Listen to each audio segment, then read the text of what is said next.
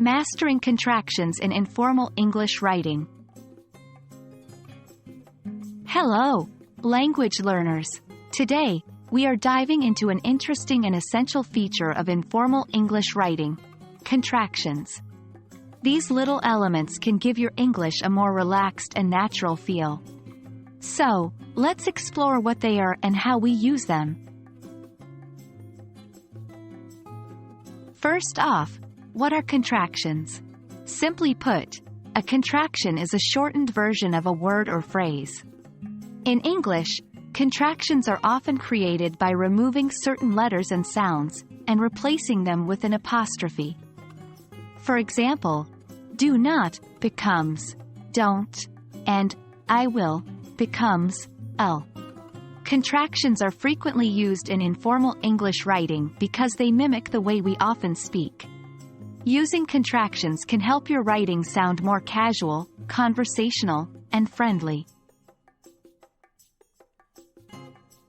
There are many contractions in the English language, but here are some of the most common ones you'll come across.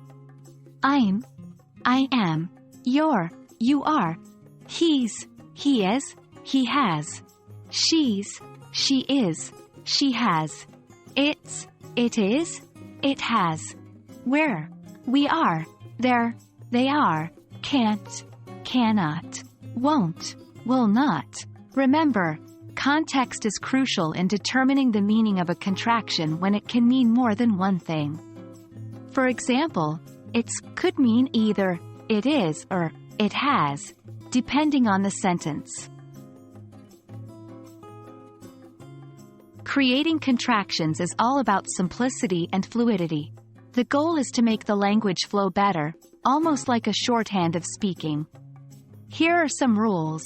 In most contractions, an apostrophe takes the place of the missing letters. Most negative contractions combine a verb and not.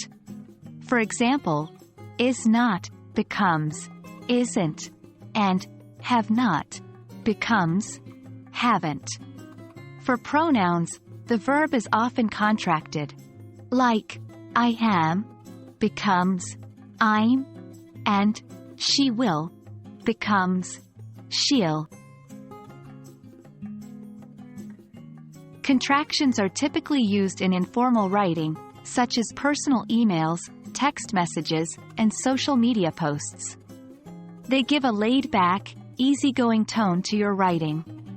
They're also commonly used in dialogue in both fiction and nonfiction writing to make speech sound more natural and realistic. In formal writing, like academic papers, business reports, or official emails, it's generally best to avoid contractions to maintain a more formal and professional tone. And that's a wrap on contractions. Remember, using contractions effectively can make your informal English writing sound more natural and authentic. Practice them, get comfortable with them, and soon enough, they'll become a natural part of your English writing toolbox. Hope this video was helpful, and happy learning!